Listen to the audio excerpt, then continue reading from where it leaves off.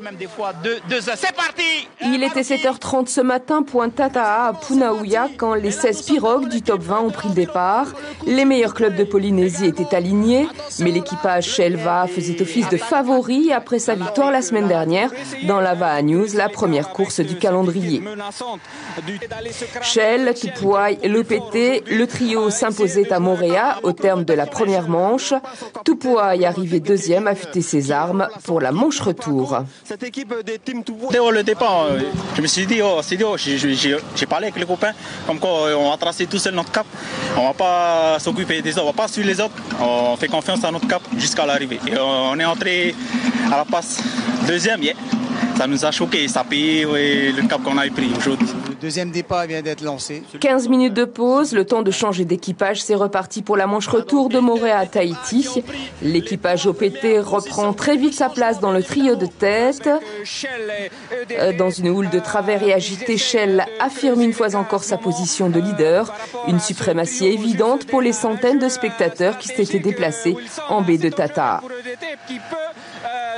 D'abord, ça fait du bien au club, hein, vu qu'on s'est bien entraîné pour cette course. Hein. Les copains ont déjà aussi montré la semaine dernière que le club est à son pic de forme. Hein, et on a prouvé encore aujourd'hui qu'on est là. Dans le top 40, c'est l'équipage de Bora Bora qui s'est imposé devant Tamari CPS de Tahiti. L'enjeu du top 40, les 5 meilleurs équipages sont qualifiés pour le top 20 de l'année suivante. C'était RFO et Hawaii Kinu, peut-être des petites courses pendant justement pour jauger un peu notre entraînement.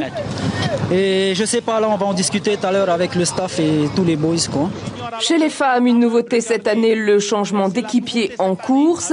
Et ce sont finalement les filles de Teva de Punaouia qui sont montées sur la plus haute marche du podium. Nous recevons à présent notre invité, Hiromana Flores. Bonsoir. Tout d'abord, félicitations pour votre victoire. Un mot sur les conditions météorologiques. Tout d'abord, beaucoup de pluie, peu de visibilité. Comment avez-vous géré ce facteur météo? Bon, ça fait partie de la course, mais voilà, aujourd'hui on a eu ce temps-là et bon, il fallait faire avec, il fallait appuyer un peu plus nos coups de pagaie et pas trop faire attention au temps et voilà, de tout donner, quoi. Quelle était la stratégie de Shelva aujourd'hui? Aujourd'hui, c'était de gagner la première étape, celle de Tahiti Moorea, et au retour de gérer à côté les autres équipes et voilà.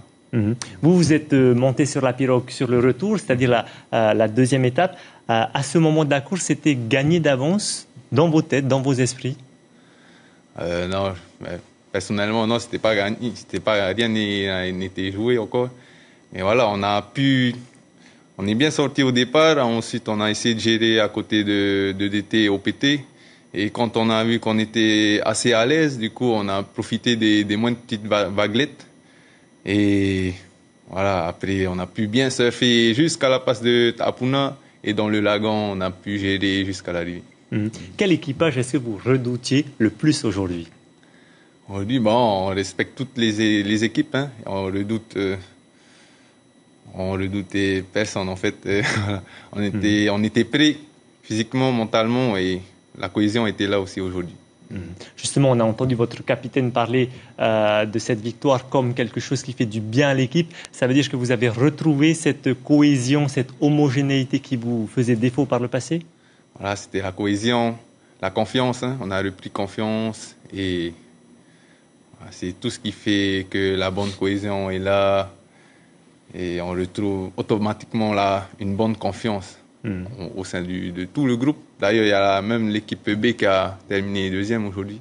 2 courses, 2 victoires, ça fait du bien au moral? C'est sûr que ça fait que du bien au moral et voilà, on va essayer de garder cette position pour les prochaines courses. Justement, la prochaine course, c'est la Tahiti Nui. Vous vous préparez d'ores et déjà pour cette compétition? Ça fait partie également de l'entraînement. Là, on a pu voir qu'on était en pleine forme. Du coup, il va falloir maintenir cette forme jusqu'au Tahiti Nui. Et bon, on verra, c'est une autre course encore. Hein. Un changement à 6.